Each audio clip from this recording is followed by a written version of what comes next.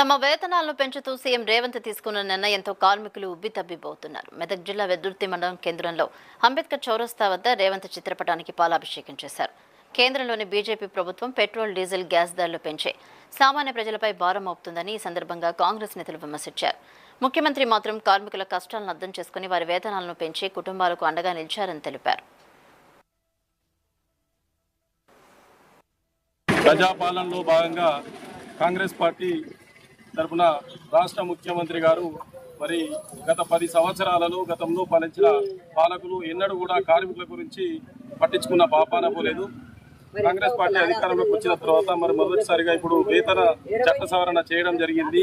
మరి అసంఘటిత కార్మికులకు గతంలో 2 విభాగాలుగా ఇచ్చినటువంటి వాటిని 3 విభాగాలుగా విభజించి 12,000 నుంచి 20,000 రూపాయల వరకు వేతనం ఇవ్వడానికి నిర్ణయించడం జరిగింది.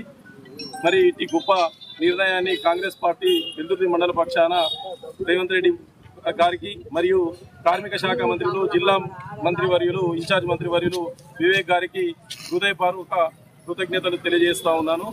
మరి కాంగ్రెస్ పార్టీ అనేది పేదల పార్టీ, కార్మికుల పక్షపాతి. మరి ఎప్పుడున్నా పేదల గురించి కానీ ప్రజల పట్ల కానీ కాంగ్రెస్ పార్టీ తప్ప వేరే పార్టీ మరి పట్టించుకున్న పాపాన పోలేదు. ఈరోజు మన ప్రజాపాలనలో కార్మికులకు జీతాలు పెంచడం వలన గత పాలకులు 10 సంవత్సరాల నుండి ఒకనాడు కూడా కార్మికులకు వాళ్ళ వేతనాలు పెంచలేదు. ఈ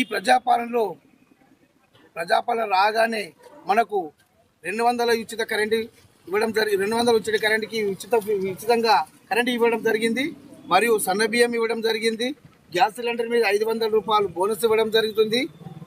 ఈ విధంగా ఎన్నో కార్యక్రమాల్లో మనకు ప్రజల్లో కార్యక్రమాలు చేస్తూ ఉన్నారు రేవంత్ రెడ్డి గారు. ఈరోజు కూడా కార్మికులకు జీతాలు పెంచడం అంటే చాలా ఘనకార్యము.